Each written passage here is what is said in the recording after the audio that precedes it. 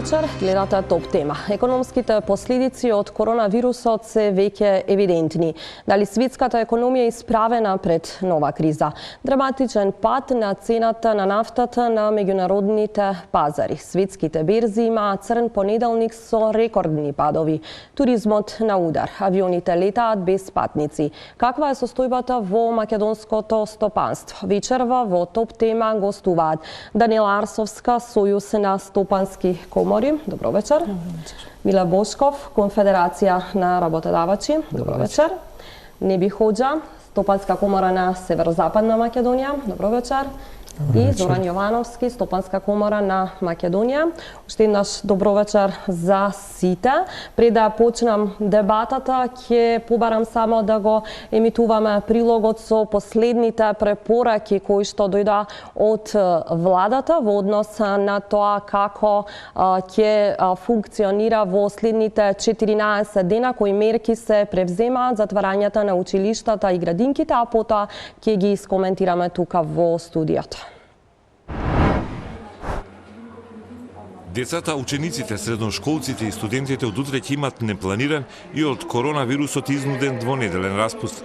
Како најважни мерки против ширењето на заразата, прифатени се препораките на Комисијата за заразни болести и сите градинки, училишта и факултети ќе бидат затворени 14 дена.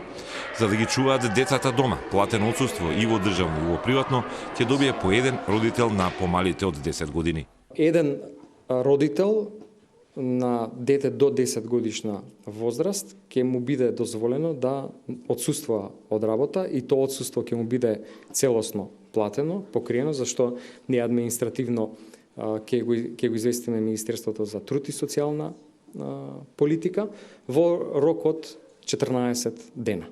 При тоа сакам да упатам и апел да се почитува практично мирувањето и седењето дома, да не се претвори ова во едно масовно посетување на игротеки, како што беше тоа случај при епидемијата на морбили. Тогаш ова мерка нема да има никаква смисла. Значи да се почитува мерката со цел децата да бидат во домашни услови. Владата објави сет од вкупно 19 дополнителни мерки. Се забрануваат сите јавни настани и собири со повеќе од 1000 учесници, додека за помалите собири се предлага одложување. Спортските надпревари во следниот месец ќе се играат без публика, а во тоа спаѓа и фудбалскиот надпревар Северна Македонија Косово. Се забранува извоз на медицински средства и материјали. Се препорачува мирување дома за постари и хронично болни граѓани. Забранети се сите автобуски и транспортни линии кон ризичните земји дефинирани од Светската здравствена организација. На таа листа спаѓаат Италија, Франција, Кина, Кореја и препораките се дека доколку некој се враќа од таа земја, да остане во самоизолација. Не треба да се патува во тие земји, иако Филипче смета дека граѓаните треба да покажат поголемо ниво на свест и да избегнуваат секакви патувања.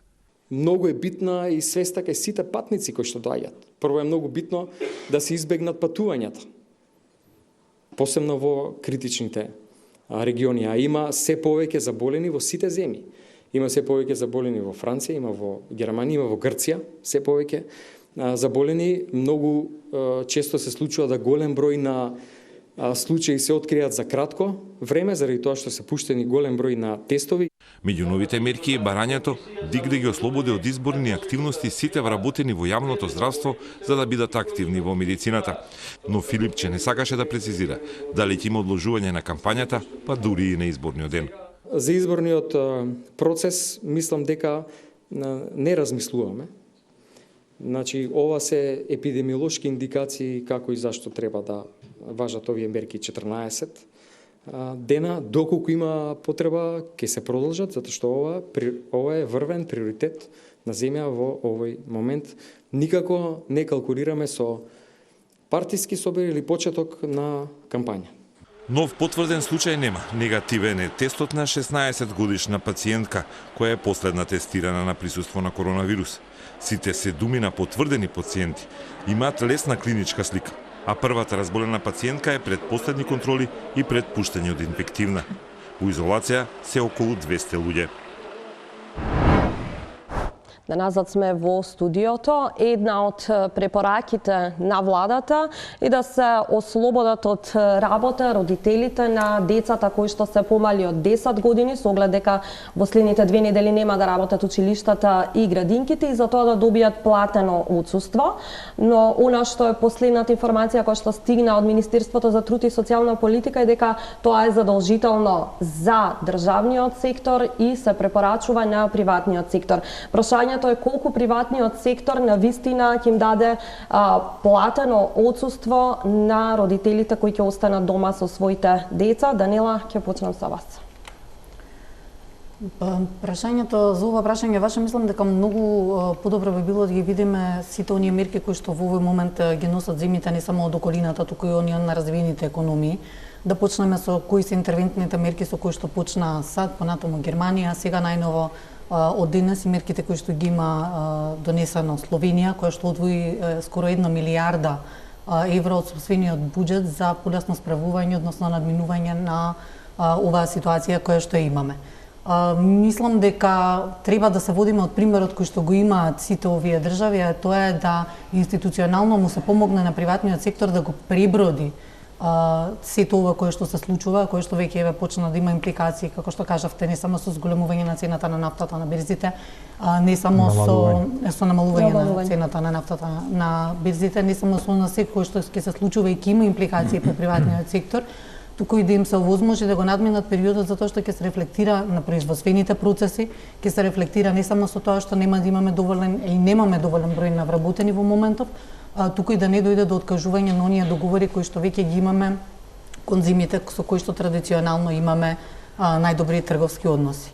Треба да се поведеме сметка и да се биде поддршка на стопанството во овие моменти и не да се гледа во и оној онака оптеретувачки период кој што го имавме во изминатите 2 години, не само од аспект на тоа дека имавме некој вид на политичка нестабилност, сега ни следат предвремени парламентарни избори, и ова исто така ќе го оптовари приватниот сектор. Не знам колку се во можност и покрај тоа што денеска колку што имаме информацијата од сите од организациите кои што се во приватниот сектор има расположение, никој не сака да има нити оштетени вработени, нити лицата кои што им работат на работните места да бидат болни, нити нивните деца да бидат незгрижани. Треба да имаме и општествена компонента во сето ова и хумана компонента.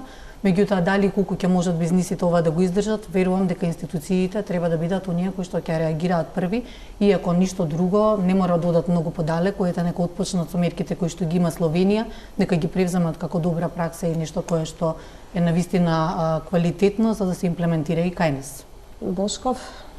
Па јас ќе да се надоврзам на Данела, де факто кога би преговарале и кога би предложиле мерки, бидејќи ова е вонредна состојба, тоа би било во насока на флексибилност на работното време, со флексибилно пресметување на социјалните придонеси, со прифаќање на штетата, така ќе ја наречам, или штетата која може да се очекува, и со интервенција на субвенционирање на одредени активности во најзагрозените дејности, например, ќе го наречам дека секторот туризам е во моментот наизложен како сектор кој е на удар на коронавирусот, исто така и другите производствени индустрии кои навистина бележат рапидно намалување и на порачките, меѓутоа исто така и на производството.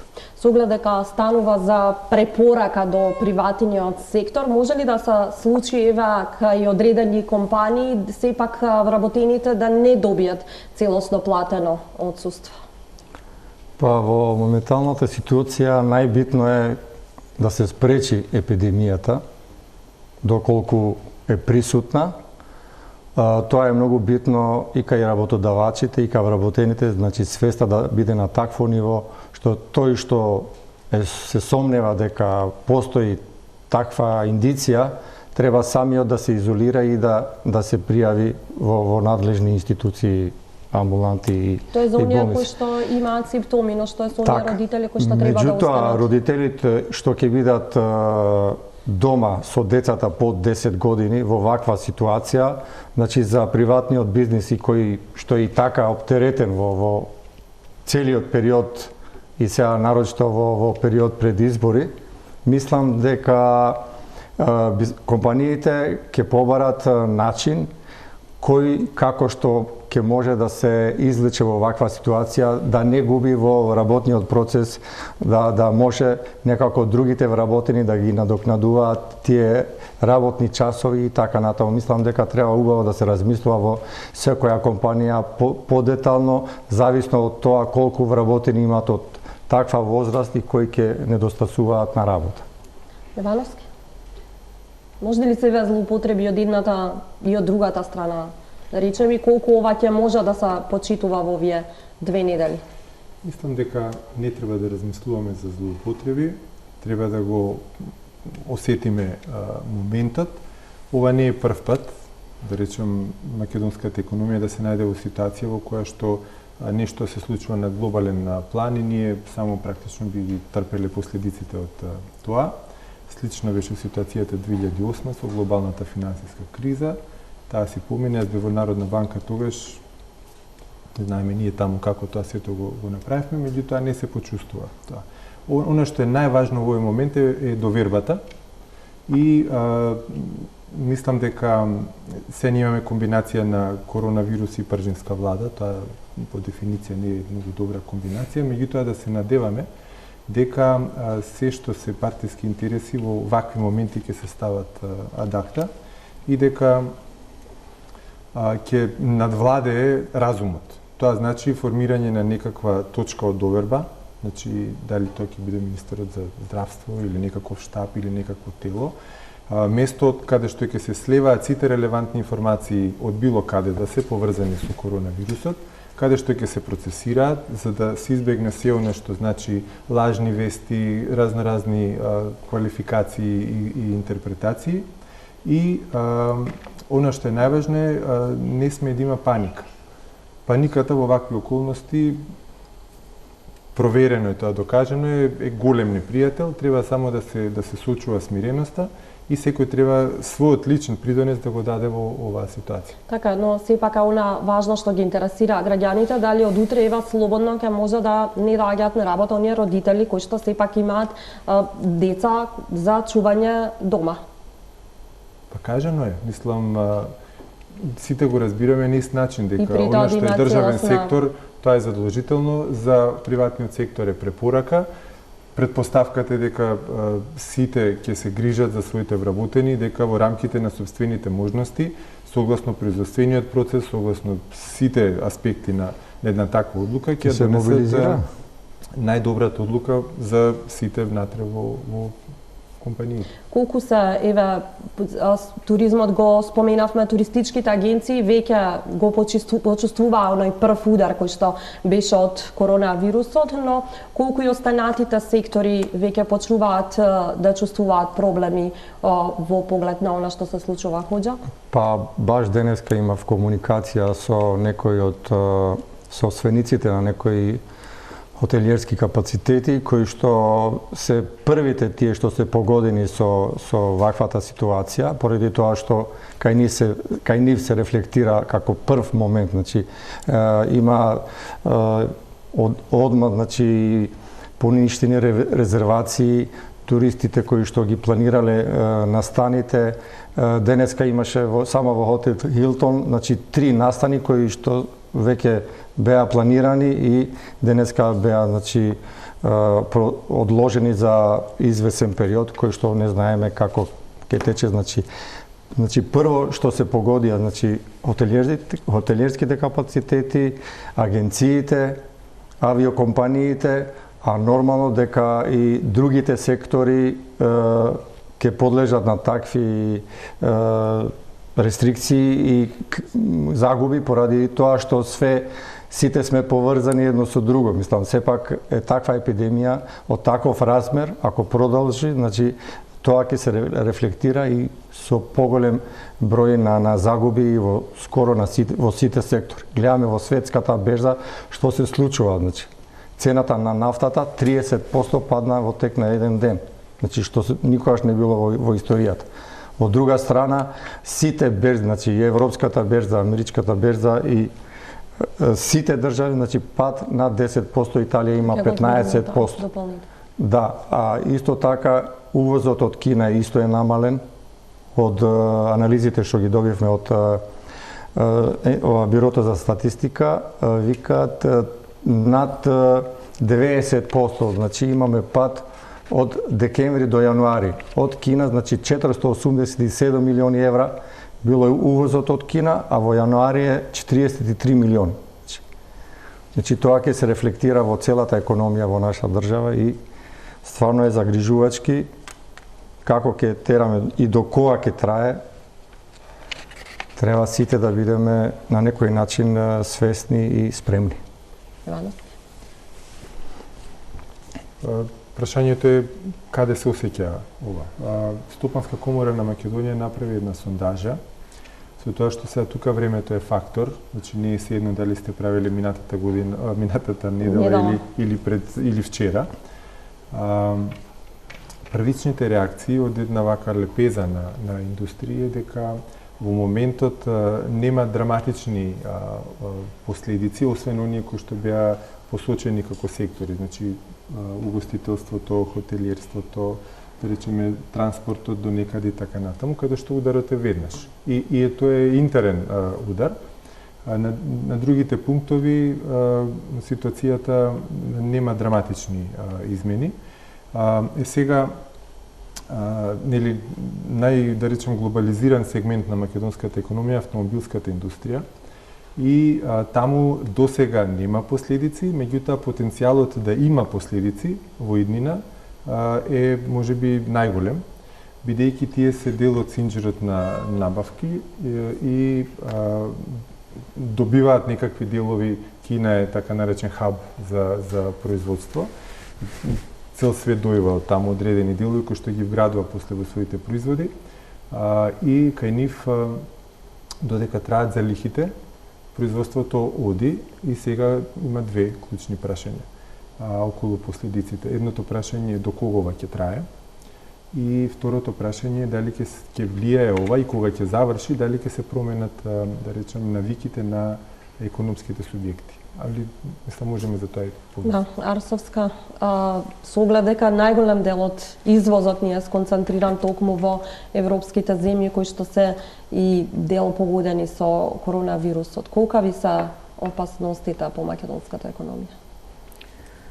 Добро, сега за опасности прво за што зборуваме. Ако зборуваме за тоа кој ни е капацитетот и кој потенцијал го имаме во овој момент и со намалувањето на бројот на лица кои што ќе бидат на своите работни места да се одговори на обврските, дефинитивно тоа е еден ризик на кој што треба да се присмета и затоа кажувам сите држави не само во околината, туку и подалеку веќе си превзема известни активности, одвојување на дел од сопствениот буџет да им излезат во пресрет на компаниите, затоа што во целиот овој економски циклус не е сеедно дали 10% или повеќе од компаниите ќе затворат и нема да го издржат овој период. Затоа и тие интервентни мерки кои што се планираат е практично да можат компаниите да го издржат периодот кој што следи и да можат да одговорат на обврските, а без да се оштетат договорите кои што веќе ги имаат склучено од аспект на она кој што треба да го извезат, односно кој што го имаат како сопствена обврска. Многу е важно тука и да се потенцира сега, затоа што ние знаеме дека во надворешното трговско работење повеќе имаме дефицит, односно многу помалку извезуваме од што увезуваме. Тоа не се договори кои што би требало да ризикуваме да ги изгубиме во овој момент, затоа што само 5% од македонските компании извезуваат и е нешто кое што навистина со труд и со многу посветеност го имаат постигнато и не е добро доколку се изгуби како моментална позиција која што се има на пазарот и затоа треба да се излезе во пресвет и да се помогне. Повторно пак и гледаме дека дел од државите имаат превземено мерки, само Турција да ја земеме како пример на држава која што успеа целосно да се изолира од целиот процес и до овој момент скоро и да немаат пријавено на воопшто ниту еден случај на загрозен од вирусот, затоа што веднаш ги прекина сите летови кои што се до загрозените подрачја, поставија мерки за карантин и покрај тоа што ги прекина и сите, не само комерцијални летови, што би значило пресметување на загубите однапред, туку ги прекина и карго летовите, така да не може да имаат не само извоз, туку не може да имаат нити увоз од Кина. Значи тоа е еден пресметан ризик кој што тие свесно го направија однапред, прво да се заштитат од оно што е импликации по основ на здравјето на луѓето, а понатаму да си ја заштитат и економијата со тоа што одвојуваат однапред во буџетот и не дозволуваат да се почувствува било какво пореметување на пазарот од аспект на тоа да не можат компаниите да одговорат на обврските кои што ги имаат. Ова по некоја дефиниција, и тоа и денеска го разговаравме со дел од компаниите со кои што имаат склучено договори надвор, не влегува под осигурителната клаузула или по клаузула на договорите како вис мајор, затоа што се уште немаме нешто кое што е прогласано за пандемија, па да можете да кажете еве оваа клаузула од овој договор сега за одреден период не важи, па треба да испочитувате тоа што нема да си одговориме на врските. И затоа апелираме дека треба да се најде веднаш итно начин како да им се овозможи на сите компании да успеат да се одржат, особено оние кои што се избориле да имаат извозна компонента, односно да имаат извоз и да практично го зголемат бруто домашниот производ на државата со тоа што се извозно ориентирани. Кои се начините за да им се помогне на компаниите? Бушков? Па, оно што го кажав и на почетокот, во зависност во која насока, со флексибилното работно време, тоа значи дека на некој начин и флексибилно ќе се пресметуваат социјалните придонеси, како еден дел од трошокот на работењето на компаниите во однос на вработени, а од друга страна исто така оние интервентни мерки кои се споменуваат во однос на загубите кои би може да се предпостават, со тоа што имаме начин како може да се добие помош од државата, доколку државата навистина, она што го кажа господинот Ивановски, не само од здравствен аспект, туку и од економски аспект и од социјален аспект, се згрижи и се основа еден тим кој ќе работи на мерките секојдневно, односно на оние можеби е лош збор од субвенциите, меѓутоа олеснувањата е правиот збор де факто кон економските оператори. Што се однесува до нашата економија, добро беше напоменето дека ние сме економија сама по себе, де факто и мал број од компаниите учествуваат на глобалниот пазар. Можеме да кажеме дека не сме да заборавиме на странските директни инвестиции, особено кои имаат странски партнери во поголемиот дел од автомобилската индустрија, каде што навистина очекувам дека ќе имаат потешкоти, а кај нас зависи се од потрошувачката економија, од македонските навики на потрошување и во која насока ќе оди тоа потрошување или тоа трошење. Како еден пример, во еден момент сега веќе училиштата, градинките, факултетите и други капацитети се затворени, тоа значи дека во истиот момент ние ќе имаме намалена потрошувачка во логистиката, во транспортот, во пренесувањето на патници и така натаму. Тоа значи дека веќе тие компании ќе бележат загуби, а од друга страна ќе имаме и остаток на таа суровина која ќе се троши за таа деловна активност. Така да мора да се опфатат владата и социјалните партнери и бизнис заедницата мора да бидат паметни и оно што го кажа господинот Ивановски, сега веќе оној момент или оној моментум на пржинска влада ќе треба да го тргнат на страна, бидејќи граѓаните, односно сите се поважни во моментот отколку политиките. Може само така, значи со години го зборуваме истото, без разлика која влада и како е што е. И во вакви моменти се гледа сериозноста на тоа што сме го зборувале. Значи, со години зборуваме дека начинот на кој што се трошат парите од државниот буџет е важен, ама тоа не е академска расправа. Ова се ситуациите во кои што се гледа како евентуално сте се однесувале во водењето на фискалната политика. Ако вие сте се однесувале, да речеме, ако се однесувате неодговорно, ако имате огромна дупка во буџетот, ако таа постојано ја финансирате со поземување од странство, големо поземување, во ваква ситуација, ако ви затреба пари, нема никој да ви поземи, затоа што сте презадолжени и буџетот ви е со преголема дупка. Значи, маневарскиот простор кој што треба постојано да го има е за вакви потреби, за неочекувани, непосакувани потреби и тогаш што е маневарски простор, тоа што ја правите буџетски дефицит, трошите пари, ама трошите пари за да им даете нешто на компаниите да ги задржат вработените, кои што дома си ги чуваат децата и така натаму и така натаму. Значи, треба да запомниме, оваа ситуација треба да ни остави трага една во главите, дека мора кој год да е во Министерството за финансии одговорно да се однесува и секојаш да има простор за ако затреба. Тој простор, тој маневарски простор? Јас не знам, еве, вие сте мислам, сте новинарка. Јас, например, би очекувал дека сега во Министерството за финансии, например, се прават забрзано пресметки, преоценки, сценарија, варијанти, една, втора, трета, што ако ова трае 3 недели, што ако трае 3 месеци, како ќе се одрази тоа на приходите, расходите, дали ќе снема пари, ќе има пари, не велам дека ќе снема пари, меѓутоа ако треба се позајмуваат, каде ќе се позајмуваат, дали иницијални разговори се почнуваат за таа работа ако затреба, бидејќи тоа е прашање на добра подготовка. Многу пати се да речем такви компаниите си прават своји сценарија, можеби 90% тие нема да ги користат никогаш, ама ги прават за да знаат ако дојде моментот имаат представа за околностите и каков потез да преземат. Хоџа, кои се мерки што би можеле сега да стимулираат економијата? Гледам и Америка размислува за некои мерки од типот на намалување на данокот на личен доход. Во вакви ситуации гледаме во неколкуте држави кои што се погодени со епидемијата, повеќето од нив, значи сите инвеститори се гледаме како што паѓаат берзите, сите сакаат да се обезбедат на нешто. Гледаме освен златото што се покачува, ништо во светот, значи се друго паѓа.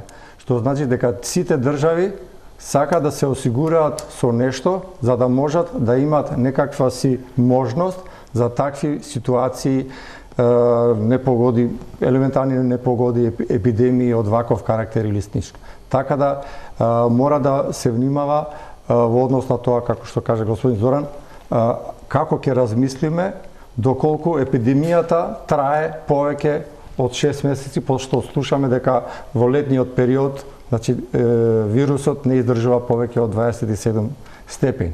Но доколку продолжи понатака, во такви ситуации треба исто така да имаме план Б како би реагирале и како би го менаџирале тоа. Што е она што може и за да се превземи да се помогне конкретно? Па треба, значи претходно да се размислува какви можности и каде би се насочиле или позајмување или обезбедување некоја си резерва за вакви ситуации. Секогаш мора Министерството за финансии да бидат тие кои што ќе имаат аналитички направени рачуници за да можат да калкулираат убаво и паметно колку и за колку време треба да се обезбедат во такви ситуации. Сте имале комуникација со Министерството за финансии, бидејќи го споменувате дека треба да има сценарија што доколку потрае целата оваа состојба, со оглед дека сте представници на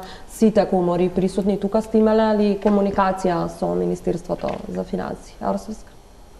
Јас само би се навратила на претходното прашање, затоа што прашавте за конкретни мерки кои што би требало да се превземат, а баш не треба нешто конкретно во овој момент.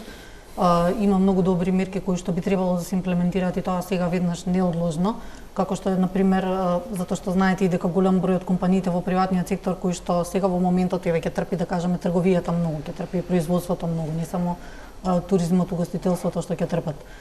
Има повеќе сектори кои што ќе бидат удрени веднаш и треба веднаш и неодложно да се најде начин како тие да успеат да го пребродат овој период и како конкретни мерки оно што произлезе од кај нас конкретно беше најпрвен затоа што тие на нив кредитите им чукаат на врата секој крај на месецот. Платите исто така ќе треба да се платат, никој не ги прашува компаниите дали тие успеале овој месец да одработат за да можат да ги покријат платите, да можат да ги покријат фиксните трошоци, сето она кое што го имаат кириите, дали ќе можат да се ги платат.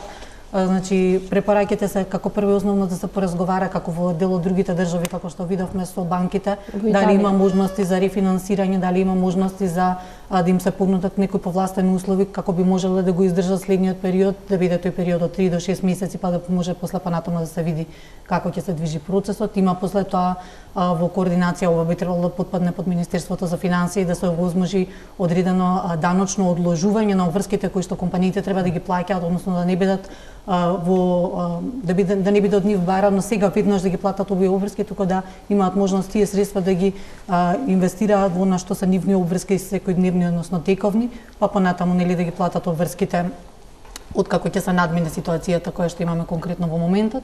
Така да верувам дека има доста чекори кои што можат да се превземат и кои што ќе бидат за доброто на целиот приватен сектор, а вие како што добро знаете доколку приватниот сектор кој што е единствениот кој што е продуктивен во нашата економија, тргне да оди надолу, ние воопшто нема да можеме нити да функционираме, нити ќе има администрацијата од каде да има плата, ниту пак да им биде овозможено да бидат по 2 недели дома на трошок на буџетот.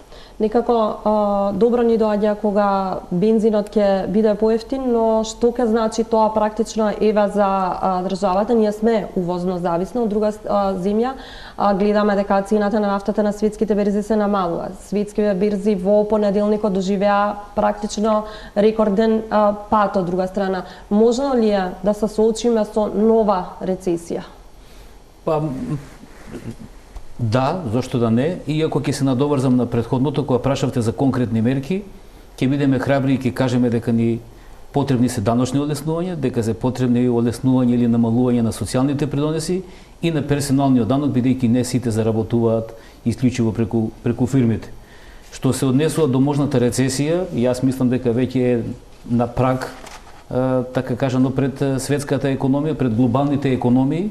Оно што го констатиравте дека берзанските производи, најглавните берзански производи вртоглаво паѓаат, тоа е затоа што е глобалната потрошувачка е намалена, односно е стопирана. Тоа ќе се рефлектира после некое време и кај нас, бидејќи кај нас светската економска криза се рефлектираше после некое време, иако она што го кажа господинот Јовановски дека на некој начин беше избалансирано, ние сме дел од глобалната економија, меѓутоа не сме директни учесници, да не бидам контрадикторен на она претходно што го кажав, меѓутоа дека нашите потрошувачки економии, навики ќе диктираат и економската состојба и ќе се случуваат исклучиво од состојбата која ќе ја наметне нашата домицилна внатрешна состојба. Хоџа, идам дека... Па, предпоставам дека ќе бидеме внимателни во овој нареден период. Нормално дека такви олеснувања се најнеопходни во ваквата ситуација, поради тоа што и така имавме неможност да го предеме таа ситуација и во изминатите години, каде што имавме политички кризи, имавме избори, сега пак сме пред избори, имаме преговори за евроинтеграции и во овој период мислам дека треба да бидеме спремни за сите вакви можни ситуации. Колку целата ситуација комплицира сето тоа и што сме во една фаза на предизборие, па и малку е потешко можеби да се носат одлуки, собранието не работи доколку треба да се прават некакви по друг тип на поддршки за граѓаните. Предпоставам, сигурен сум дека граѓаните очекуваат максимална одговорност од сите оние кои што се или претендираат да бидат лидери на оваа земја. Ова се моменти кога треба да се покаже тој здрав разум, едно лидерство и треба да се топката да се смири. Ова сега не е момент за предизборна кампања, ова е момент како да населението остане здраво, приватниот сектор да го преброди ова и секогаш има време за изборни кампањи, за избори и така натаму, тоа секогаш ќе биде. Само ако може околу мерките и нафтата беше спомната. Падот на цената на нафтата е добра работа за македонската економија во овој момент, бидејќи ние сме нет увозник на нафта и таа е, да речем, особено за одредени бизниси, значаен инпут во нивната цена, така да тоа е една можност, еден од трошоците да ви биде значително понизок и да можете малку да абсорбирате од она што на приходната страна не остварувате толку приходи, бидејќи не работите. Се вратам напред малку, колку долго ова ќе трае. Ако да речеме, еве сега нели во Кина бројот на ново заболени значително се намалува, ако Кина продолжи да работи, да речеме, со приближно еднакво темпо како претходно за месец дена од сега, веројатно е дека и да речем нашата автомобилска индустрија ќе нема да има поголем потрес, дека оние кои што извезуваат во Кина ќе продолжат да извезуваат. Сега нема тоа да биде веднаш, значи не значи сега вирусот во Кина ќе помине и сите ќе се затрчаат коли да купуваат, меѓутоа да речеме дека полека работите ќе се враќаат во нормала. Она кога реков преска како кризата ќе влие на навиките. Значи сега ако луѓето кои што живеат да речеме во Италија, во Франција, се од Македонија, ако таму на пример тие ако почне да доминира кај нив чувството дека оваа криза можеби ќе се надмине, меѓутоа можеби ќе се врати, можеби во уште поголем обем, тогаш можеби тие ќе одлучат дека можда би сакале парите да ги држат до нив, да не праќаат повеќе или не толку дознаки во Македонија. Така да сложена е оваа целава работа и мислам дека сето ова можеше да се очекува, не зборам за вирусот. Коронавирусот ја замаскира целата работа која што веќе извесен временски период зрееше за да дојде до ваква ситуација. Помалку или повеќе се очекуваше оваа корекција на цените на акциите, па да речем и на глобално ниво, не само на Њујоршката берза, така што тоа е ситуација кај што сега коронавирусот е виновен. И без коронавирусот дел од овие работи ќе се случуваа, прашање дали баш во целосно ваков интензитет, ама ќе се случуваа сигурно. Уште една состојба за која што одамна алармира бизнисот е недостаток на професионален стручен кадар, но дополнително целата ситуација сега може би се комплицира и со олеснетото добивање на работни дозволи во Германија. Како бизнисот се справува, дали ева сега ова може да направи дополнителен проблем со одлив на кадри? Проблемот е очигледен, јас мислам нема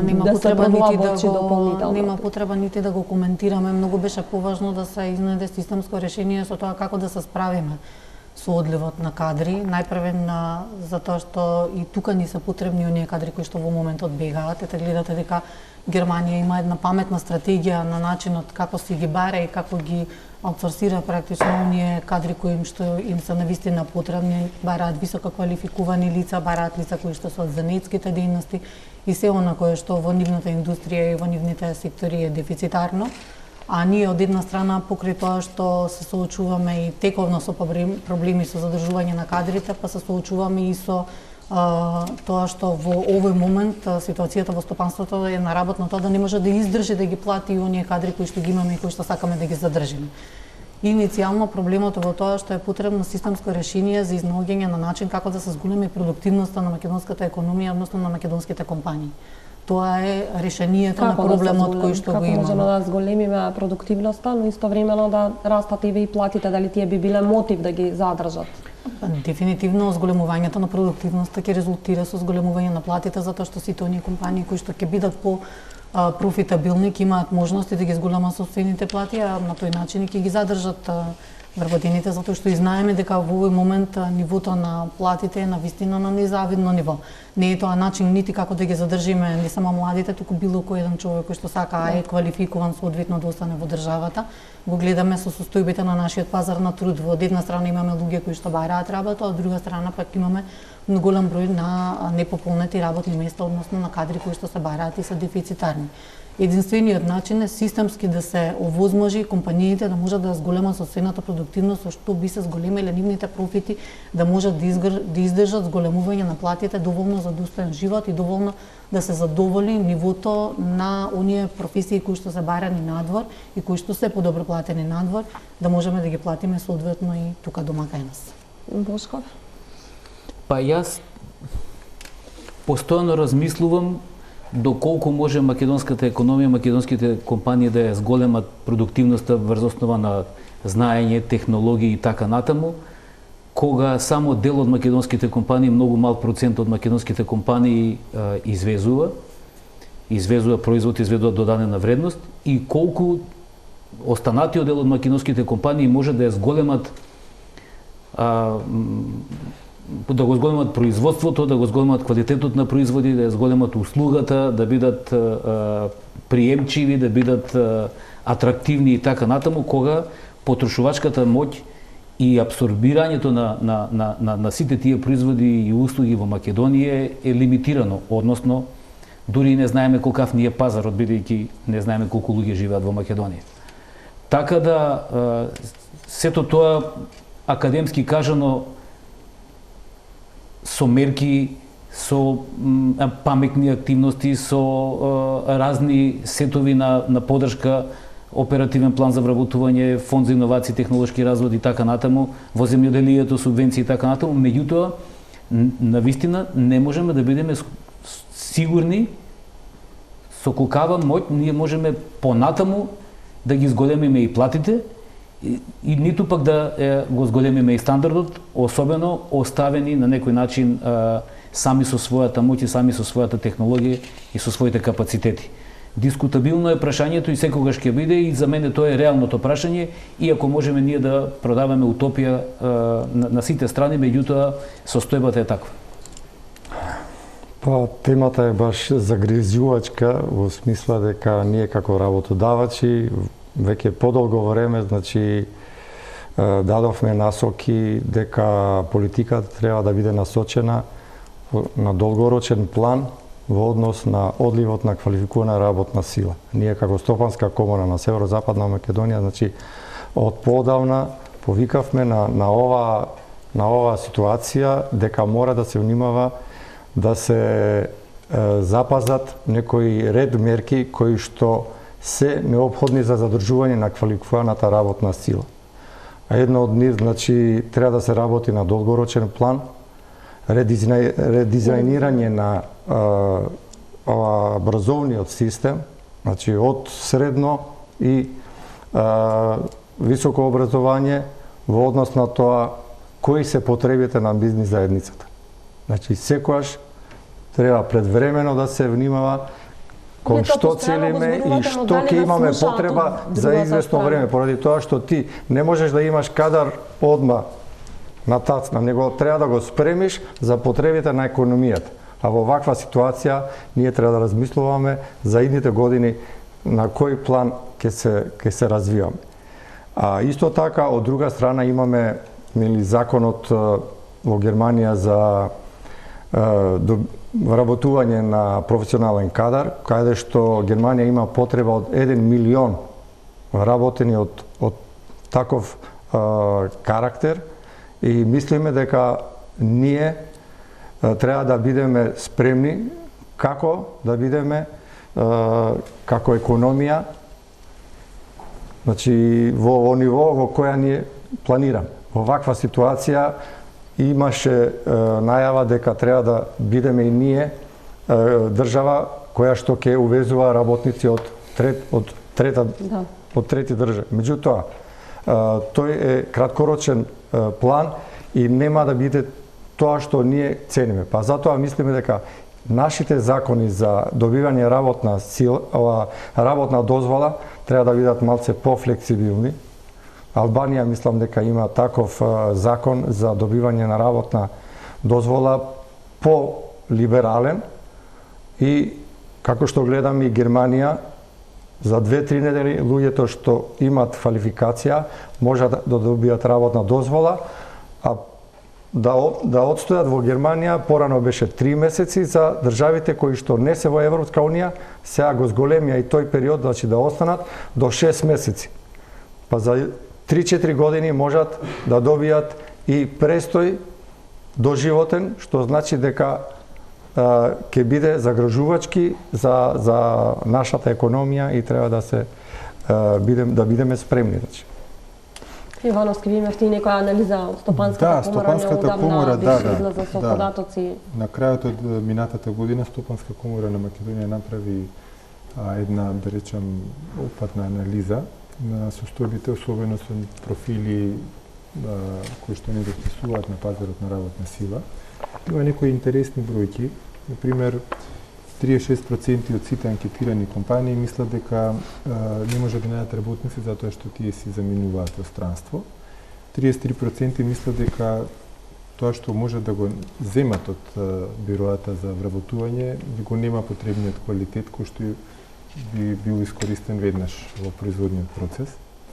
14% велат проблем ние да преземеме вработен од друга компанија и така натаму.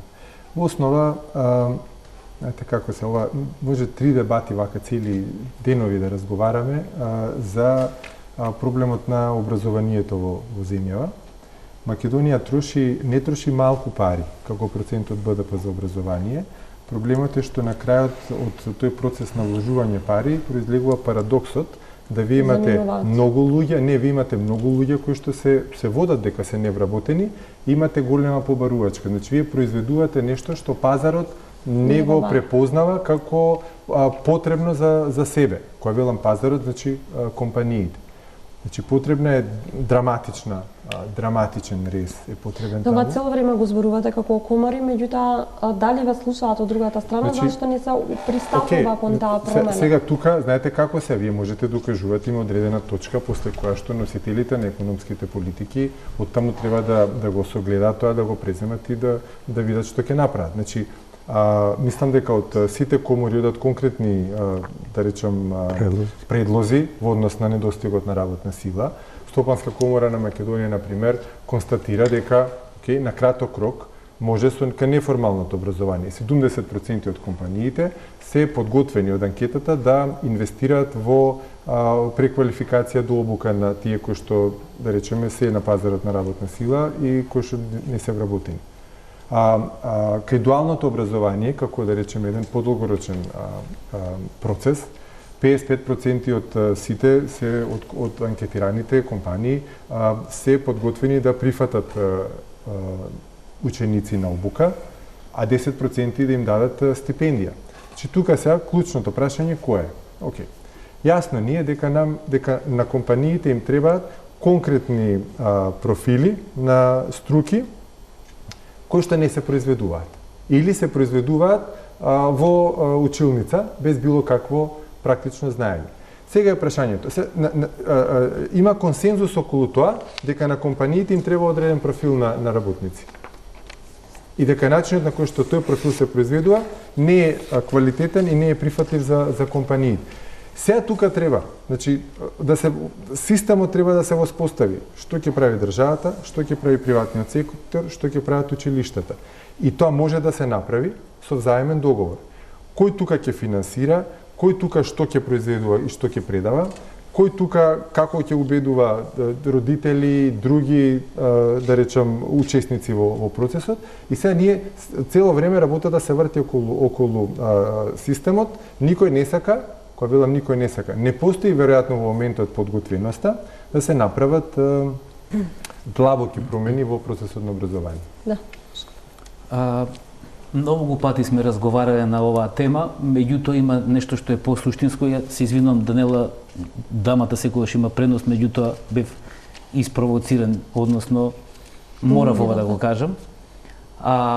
Прво, ние мора да бидеме свесни како општество од почетокот на сите институции до возраст кога момче, девојка, млад работник, невработен, во некоја си нормална возраст кога треба да се вработи, колку не чини тој процес и колку чини тоа како инвестиција во нашите граѓани, кога понатаму фактот останува дека им ги подаруваме без пари на некои држави каде што економијата и каде што платите и каде што стандардот е подобро за живење.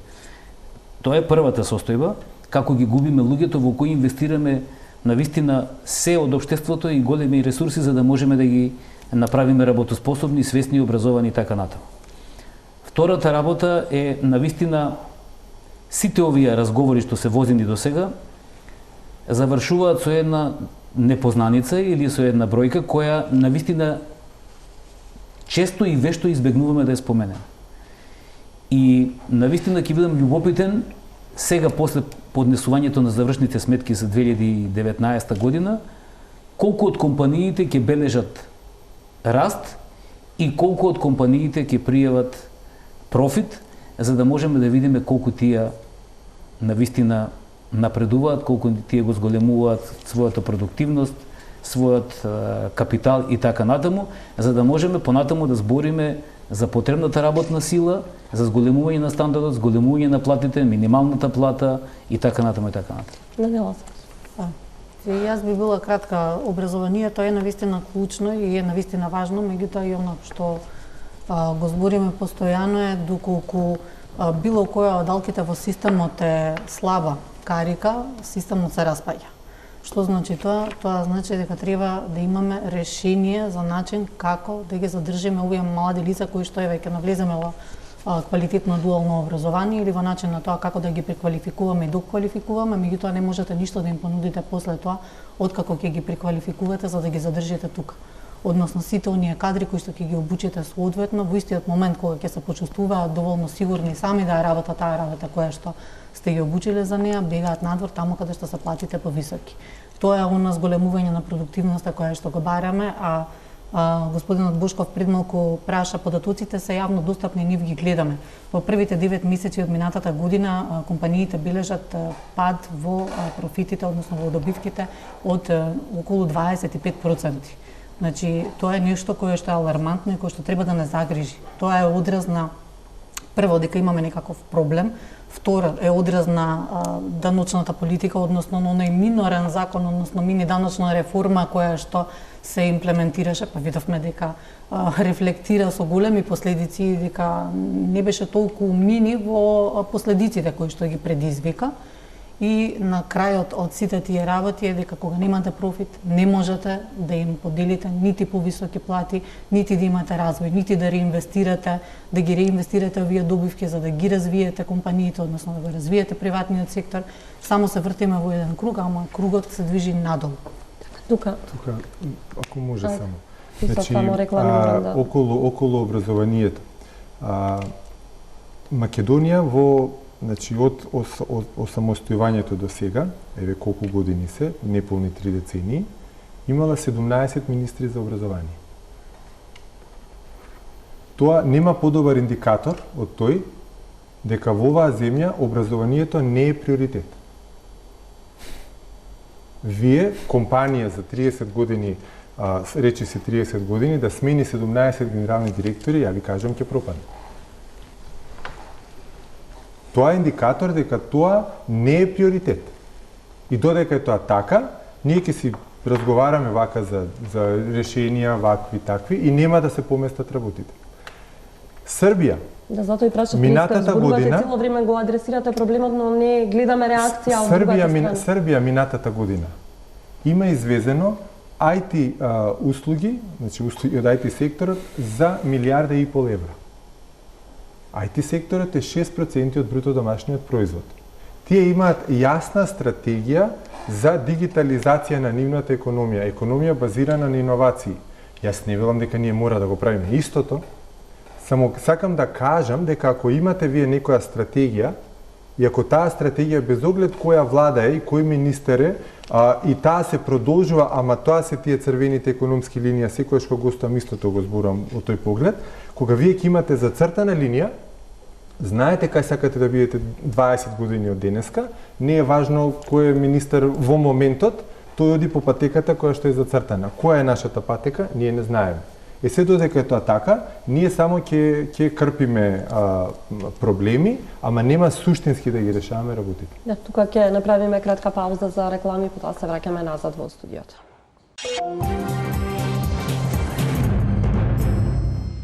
Назад сме во студиото. Со оглед дека сме во предизборие, практично партиите објавија дел од своите економски програми, она што ќе биде во нивните економски програми. Секако кај сите гледаме раст на просечната плата, раст на минималната плата. Пред се, како го оценувате она што досега може да се види од понуденото од страна на партиите? Босков?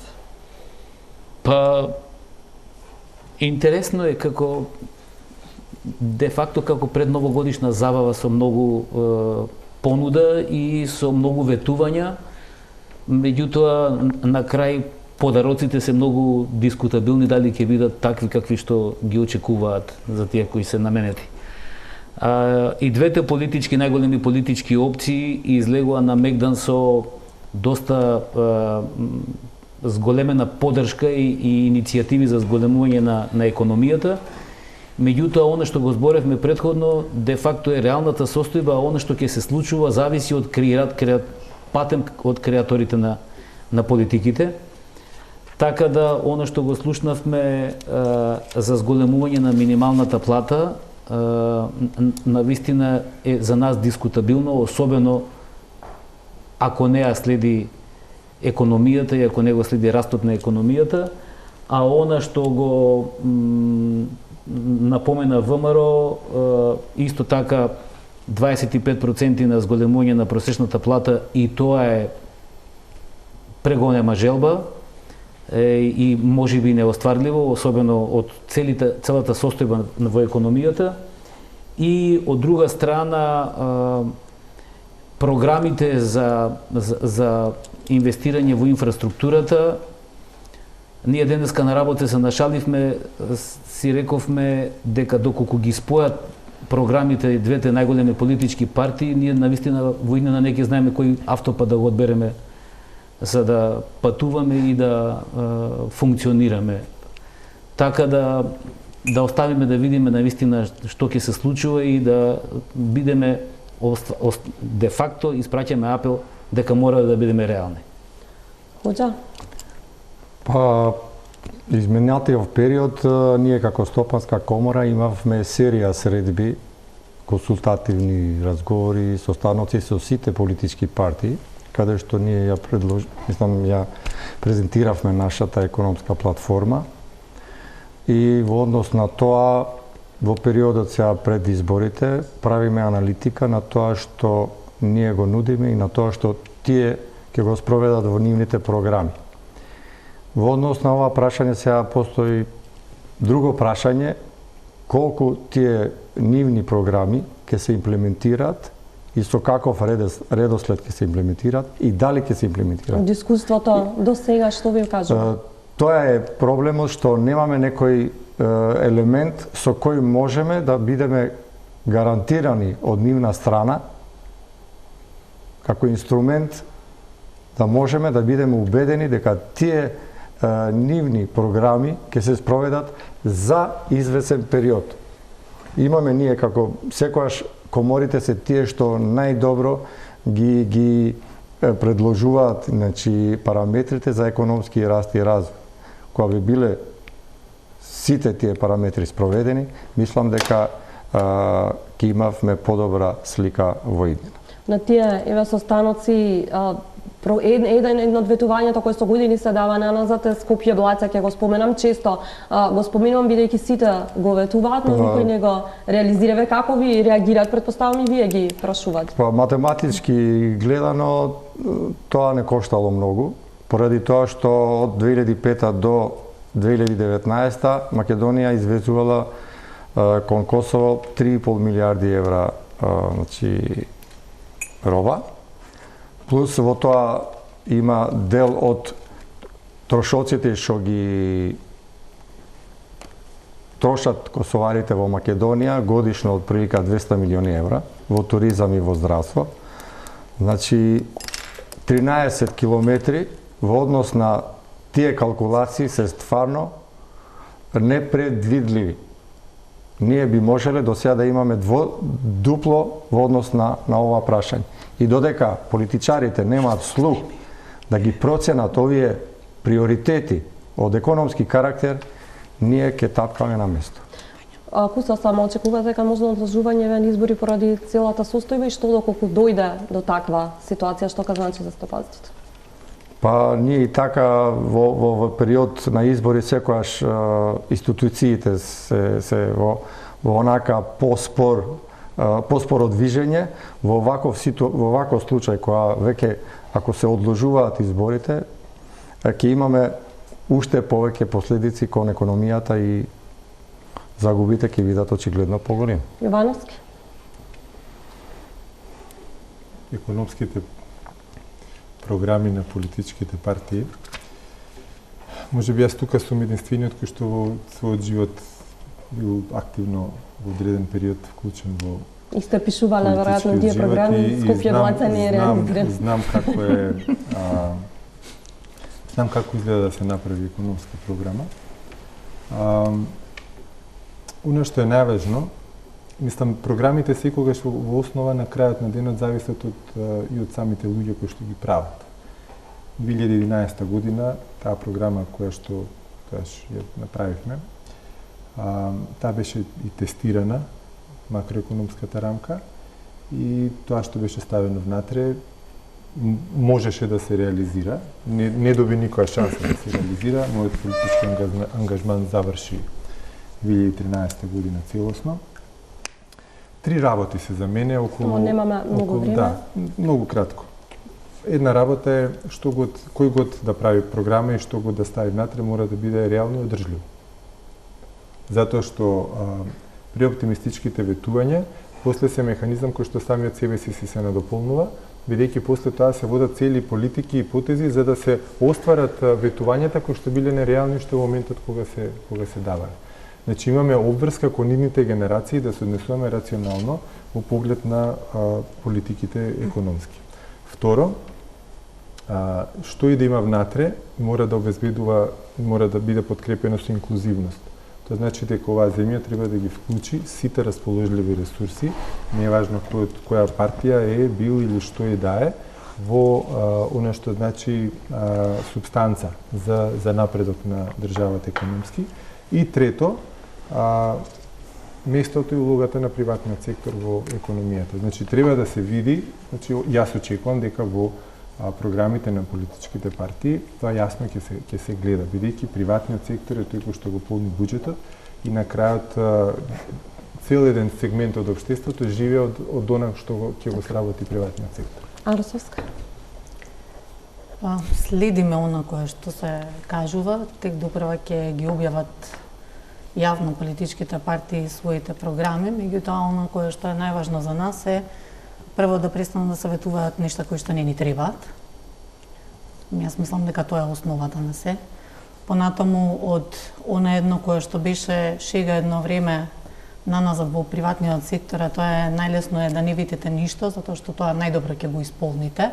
А сега во овој момент изминативе 10 на 15 години се наоѓаме во една ситуација каде што се ветува се исполнува, меѓутоа немате начинот како ќе го ставите на хартија, како да го имплементирате.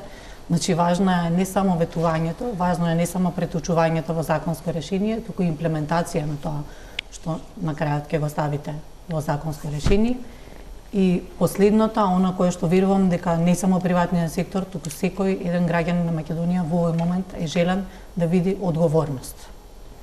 Се наоѓаме во еден турбулентен период, луѓето се обесхрабрени, сите оние кои што порано биле храбри, кои што сакале да инвестираат и кои што сега ги гледаме во овој момент дека и само граѓаните како физички лица и компаниите практично го селат својот капитал надвор, би требало да инвестираат во Македонија. Единствениот начин како да ги задржите тука и како да им овозможите да инвестираат тука и да не бегаат да работат ниту да инвестираат во други држави, па и самиот кадар да не ни оди во други држави, е да им покажете одговорност, да им покажете дека има иднина, дека ќе има владење на правото и дека ќе има начин како да им дадете стабилност во иднина. Јас само да докажам дека секогаш политиките мора да бидат базирани на економски калкулации. За да го докажам тоа, само некои бројки што ги имам во однос на трговската размена на Република Северна Македонија со соседите. ќе ги кажам од прилика бројките, може би нешто ќе погрешам, меѓутоа односот го знам точно. Македонија кон Грција извезува отприлика 180 милиони евра годишно, увезува отприлика 700. Односот е 1 со 4. Со Србија имаме 230 извоз, 600 увоз, 1 со 2,5. Со Албанија 90 милиони извоз, 120 увоз, 1 со однос 1,13. Со Косово имаме 300 милиони евра извоз, 30 милиона увоз, однос 10:1. Така ќе направиме дополнителна Без коментар дебата каде што еве можеби по-детално ќе ги анализираме програмите на политичките партии кога ќе бидат финално готови. Ние тука се селиме во односно во ВМРО ДПМН каде што е колешката Далиборка Дамјановска која што ќе ни даде информации околу листите на ВМРО ДПМН. Далиборка, добро вечер. И она што е првото прашање, кои се новите информации и дали за утрешната конвенција на партијата има некои нови правила на однесување со оглед дека има препораки од владата за да нема јавни собири. Наташа, конвенцијата нема да биде одложена, ќе се одржи во предвидениот термин утре вечер. Инаку што се однесува до вечерашните состаноци, што туку заврши состанокот на Централниот одбор и минјата што во претходното јавување ги најавив како неофицијални, сега се и потврдени. Значи, во првата изборна единица носител на листа ќе биде Гордана Силјановска, во втората изборна единица Владо Мисајловски, во тројката ќе биде Игор Јанушев, во четворката Александар Николовски, во петката Игор Дурловски и во шестката Дафина Стојановска. Како што дознавам, интересно е што до сегашната пратеничка група само неколкумина пратеници ќе бидат повторно на листите. Меѓу нив е и Антонио Милошовски, тука и Никола Мицевски, Благица Ласовска, што се однесува до разрешената министерка Рашела Мизрахи, таа ќе се најде на листа во втората изборна единица, додека пак Владко Ѓорчев најверојатно нема да биде на листите, како што дознавам, тој повеќе бил заинтересиран за извршната власт. Ние се уште овде ја чекаме официјалната изјава од председателот Христијан Мицкоски, кој пак, како што беше најавено, си остана доследен на идејата и нема да биде на листите, туку ќе биде кандидат за мандатар. Како што кажа веќе, значи ја очекуваме официјалната изјава за негде околу 20 на минути од сега, пошто ова ќе биде веќе и официјално потврдено. Ние остануваме тука, се надевам дека повеќе информации ќе имам веќе во следното јавување. Да, Далиборка, ти благодарам за ова вклучување. Јас и на вас ке ви се заблагодарам за гостувањето во вечерашната топ тема. Вам, почитувани, ви благодарам за вниманието. Останете и понатаму со нашата програма.